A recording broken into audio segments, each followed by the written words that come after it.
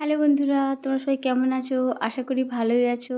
আর এই দেখো, কালকে সন্ধ্যার দিকে আমার খুব তেলে ভাসা মানে খেতে খুব ইচ্ছে হচ্ছিলো। দেখবে মাঝে মাঝে না খুব ইচ্ছে হয় যে কিছু একটা বানাই, কিছু যেন একটা খাই। হঠাৎ করে যেন মনে হচ্ছিলো যে কী করা যায়, কী করা যায়? বসে বসে ভাবছিলাম। তারপরে অনেক দিন ধরে একটা চিড়া পড়েছিল। টক দই আর চিড়াটা মাঝখানে খাওয়া হচ্ছিল প্রত্যেকদিন, কিন্তু সেটা অনেকদিন হলো খাওয়া বন্ধ হয়ে গেছে। তো ভাবলাম চলো এই চিড়েটা দিয়ে কী বানানো যায়। তো যা বলা মনে মনে ভাবা সেটাই করা। তো আমার মেয়ে বলছে, তুমি যে কী বানাচ্ছ, কী যে করছো, এই যে কী লাগবে? আমি বলি, দাঁড়া না, আমি ঠিক বানাবো।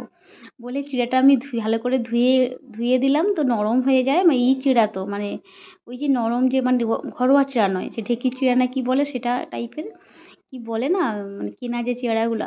তো একটু ভিজিয়ে দিলে, ভেজানোর দরকার নেই, ধুতে ধুতেই ওটা ভিজে যায়। তো একটা আলু দিয়ে দিলাম, দিয়ে মিক্সচার মেশিনে পেস্ট করে নিলাম, দিয়ে একটু ধনেপাতা আর তোমার অনেক কিছু কাঁচা লঙ্কা টঙ্কা দিলে এবার ভালো হয়, কিন্তু বাড়িতে কিছুই নেই। এমনিই করে নিলাম যে একটু কালো জিরে দিয়ে নুন লঙ্কা হলদি টলদি সব দিয়ে এটা বানিয়েছিলাম। তো কিছুটা ওটা বানালাম। তারপরে ভাবলাম চলো একটু অন্যরকম করি, একটু পেঁয়াজ দিই, দেখি কেমন লাগে। তো আবার এই যে পেঁয়াজ কেটে আবার পেঁয়াজ দিয়ে এটা করছি আর কি। তো আমি দুটো করি, দেখি কেমন টেস্ট হয়, যেহেতু আমি নতুন এটা করছি, কখনো করি না। তো কেমন হবে জানি না, নাহলে তোমাদের সাথে রেসিপিটা শেয়ার করতাম। কিন্তু সত্যি কথা বলতে পেঁয়াজটা দিতে বেশি ভালো লাগছে। সবাই বলছে যে পেঁয়াজটাতে বেশি ভালো লাগছে। যেহেতু চিড়াগুলো কেন ফেলে দেবো, পড়ে আছে, অনেক দিনের হয়ে গেছে।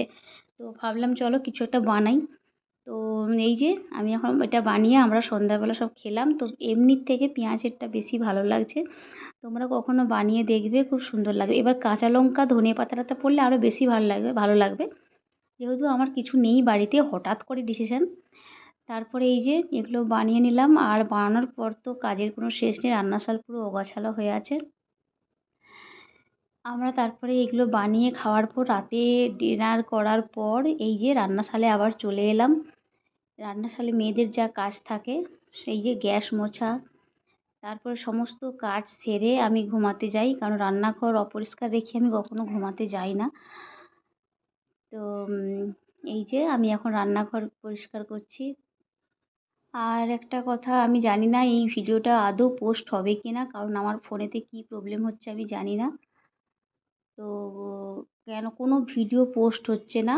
তো দেখছি চেষ্টা করে, যদি কিছু একটা দিয়ে ভিডিও ভিডিও করার তো আমার একদম সময় হয় না এখন এমনিতেও।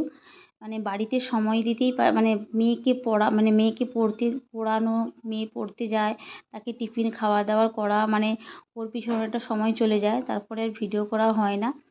তো এই টুকটাক কাজের মধ্যে থেকে যে একটু তোমাদেরকে ভিডিও দেবো, সেটাও আমার পোস্ট হচ্ছে না, জানি না কেন। তো যাই হোক চলো।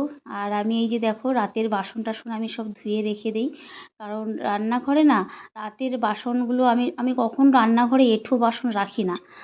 সবসময় আমি বাসন টাসন ধুয়ে রান্নাঘর পরিষ্কার করে তারপরে ঘুমোতে যাই, নাহলে আমার যেন সারা রাত ঘুমই হবে না।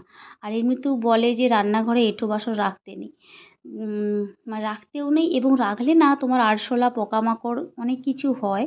তো এগুলোর ওপর থেকে হয়। তাই জন্য আমি সমস্ত ধুয়ে পরিষ্কার করে সমস্ত কিছু করে তারপরে আমি ঘুমাতে যাই। এই দেখো আমি এখন ঝাড় দিয়ে দিচ্ছি। আরও একটা নিয়ম আছে, যে এই ঝাড় দিয়ে যে ধুলোগুলো না বাইরে কেউ ফেলাবে না, বিশেষ করে রাতে। আমি তো কখনো ফেলাই না, কারণ রাতে ঘর ঝাড় দিতে নেই, যেহেতু আমি রান্নাঘরটায় শুধু ঝাড় দিচ্ছি। ঝাড় দিয়ে ধুলোগুলো এক কোণায় রেখে দেবো, বা ট্রেতে তুলে রেখে দিতে পারো, কিন্তু ফেলাবে না, ফেলাতে নেই। তারপরে এই যে করে সমস্ত রান্নাঘরটা আমারটা অনেকটা একটু বড় তো লম্বা, তাই জন্য আমি এইটা কাজটা সেরে রেখে দিই। এবার পুরো মুছে নিচ্ছি পুরো নিচটা। তো কাজটা সেরে রেখে দিলে আমার একদিকে সুবিধা হয়, সকালে মেয়ে পড়তে যায়, তো ওকে শরবত করে দেওয়া, ওর পিছনে একটু সময় দিতে পারি, তাহলে আমার একটু কাজটা এখানে এগোনো থাকলে আমার সকালে একটু দেরি হলেও কোনো সমস্যা হয় না। তো এই দেখো পুরো রান্নাঘরটাই পরিষ্কার করে নিয়েছি। আর এই দেখো জানলাতে আমি একটা নেট লাগিয়েছি। এত মশা, জানালা খুলে যে একটু কাজ করব, যখন আমি রান্না করি এত গরম লাগে, আমি জানালা খুলতেই পারি না। তো কারণ জানালা খুললে ওই দিকে আমাদের একটা পুকুর আছে, পুকুরটা নষ্ট, কেউ ব্যবহার করে না, অনেক পুরো নোংরা হয়ে গেছে। তাই জন্য এত মশা এত পোকামাকড় ঢুকে আসে জানলা খুললে। তো সেই জন্য আমি নেটটা লাগিয়েছি। তো অনেক দিন আগে নেটটা নেওয়া ছিল, কিন্তু কোনো মাপের নয়, তাই জন্য বড় হয়ে গেছে প্রচুর। তো যাই হোক, মোটামুটি লাগানোর পর পোকামাকড়গুলো ঢুকতে পারে না, আমি জানলা খুলে রান্না করতে পারি। তারপরে শীতকাল হলে জানলা লাগানো ঠিক আছে, গরমকালে তো জানলা না খুলে রাঁধতেই পারি না। তারপরে আর দেখো, তোমাদেরকে তো দেখানোই হয় না, মানে যেহেতু ভিডিও পোস্ট করতে পারছি না, এই র্যাকটা না আমি নিয়েছি।